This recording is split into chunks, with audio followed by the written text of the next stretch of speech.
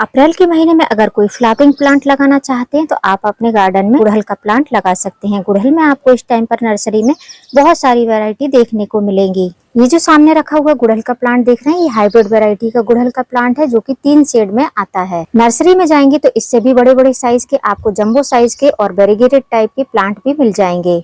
यदि आप गुड़हल का प्लांट अपने गार्डन में लगा रहे हैं तो कुछ चीजों का आपको ध्यान रखना चाहिए। गुड़हल का प्लांट जो रहता है उसको गर्मी बहुत पसंद रहती है, तो गर्मियों के टाइम में ये बहुत अच्छे से ब्लूम होता है। दूसरी बात, गुड़हल के पौधे की मिट्टी में नमी बरकरार रहनी चाहिए। नमी रहेगी तो पौधा आपका कलियां नहीं झड़ाएगा, पौधा बहुत अच्छे से बढ़वार करेगा, पत्तियां भी हरी भरी बनी रहेंगी। तीसरी बात, यदि नर्सरी से आप नया पौधा खरीद कर ला रहे हैं तो उसको आपको 8 इंच के गमले से स्टार्टिंग करनी चाहिए रिपोर्टिंग करने का, और यदि पौधा और भी ज्यादा बड़ा है तो आप 10 इंच के गमले में उसको लगा सकते हैं। चौथी बात, यदि आप गर्मी के टाइम में गुड़हल का पौधा लगा रहे हैं, उसके लिए पॉट का चुनाव कर रहे हैं तो मिट्टी का पॉट सबसे बेस्ट रहता है। मिट्टी के पॉट जो रहता है उसमें एक्स्ट्रा मॉइस्चर नहीं रहता है, तो जिससे पौधा आपका अच्छे से रूट बना पाता है। या फिर आप पॉट कोई भी ले सकते हैं, लेकिन उसमें जो पानी निकास की व्यवस्था है वो बहुत अच्छी होनी चाहिए।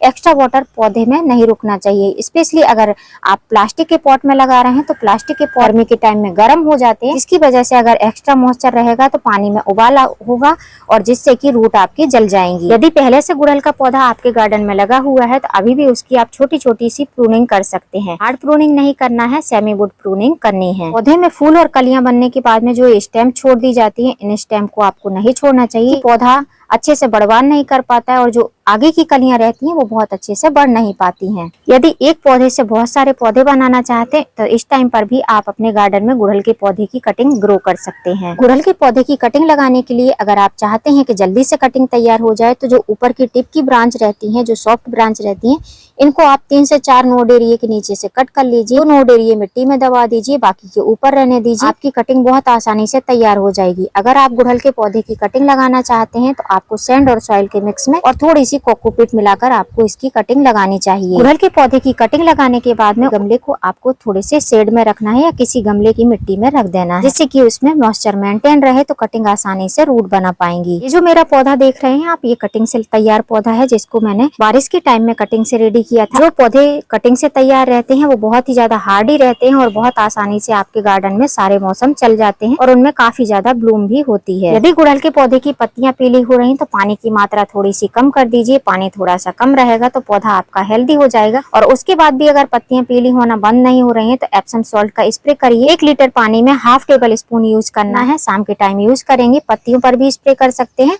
और गमले की जड़ों में भी डाल सकते हैं, लेकिन गलती से भी धूप में यूज नहीं करना है। अगर धूप में यूज कर देंगे तो साइड साइड से पत्तियां बर्न हो जाएंगी, पौधा एकदम से खराब हो जाएगा।